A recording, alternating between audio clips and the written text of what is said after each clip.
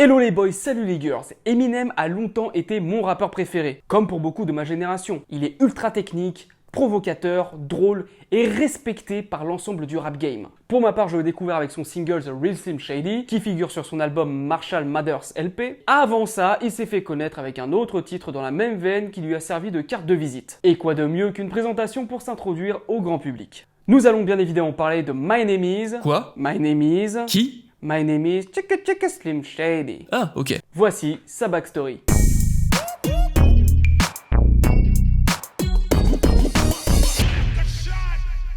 Après avoir travaillé avec NWA, Snoop Doggy Dogg, Tupac et avoir quitté Death Row, Dr. Dre fonde son propre label, Aftermath Records. Jimmy Iovine, le boss d'Interscope dont Aftermath en est une filiale, a confiance en Andre Young. Il lui laisse sortir Dr. Dre Present the Aftermath et c'est un flop.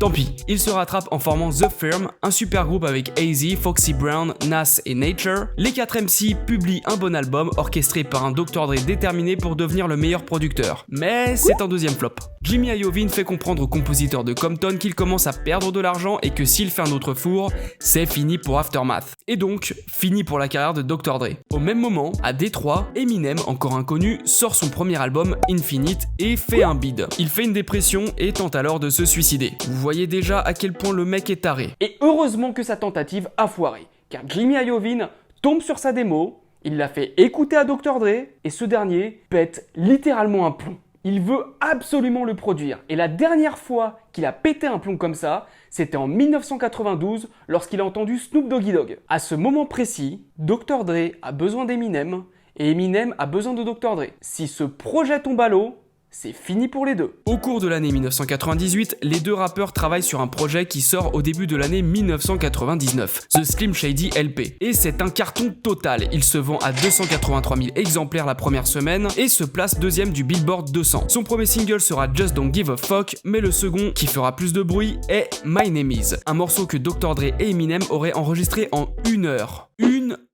Et pourtant vous connaissez le côté perfectionniste du docteur. L'instru génialissime est basé sur un sample ultra grillé de I Got de Labi Siffré. Écoutez ça.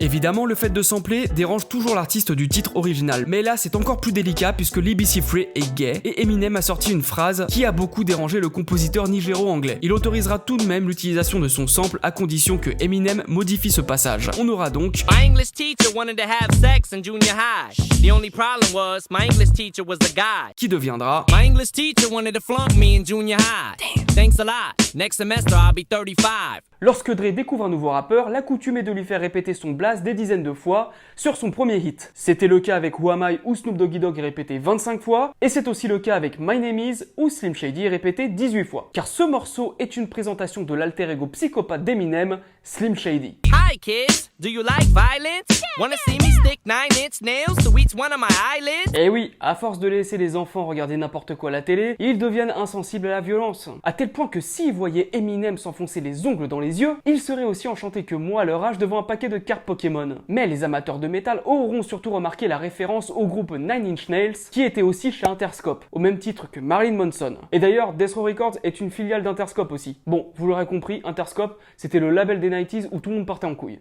My brain's dead weight. I'm trying to get my head straight, but I can't figure out which Spice Girl I want to impregnate. Hormis le fait qu'il sous-entend être devenu un zombie et que son schéma Dream est assez exceptionnel, il aborde un sujet qui sera récurrent au cours de ses albums. Attaquer les divas. Ici, il parle des Spice Girls, un peu plus loin dans le morceau, il parlera de Pamela Anderson, sur The Real Slim Shady, il s'attaquera à Christina Aguilera, et sur I'm Back, il s'attaquera à J-Lo. Mais évidemment, avec des lyrics aussi provocateurs, Eminem créera la polémique, surtout avec cette phase 99% of my life I was lied to. I just found out my mom does more than I do. Ce qui entraînera une poursuite de la part de sa mère. Oui, ils sont complètement fous dans la famille Mathers. Le clip qui accompagne le tube du rappeur de Détroit est réalisé par Philip Atwell, connu pour des clips de 50 Cent, Ice Cube et Snoop Dogg, qui sera coaché par Dre en personne. Ils mettent en scène un couple d'Américains moyens devant leur télé qui zappent et qui tombent sur les différentes facettes de Marshall Mathers. Un savant fou, un interné en camisole, un pantin de ventriloque, on le voit aussi déguisé en Marilyn Manson ou en Bill Clinton, qui était le président de l'époque pour évoquer ses problèmes d'infidélité. Et si ce titre marche, c'est grâce à la qualité du morceau et à son clip amusant, même si Eminem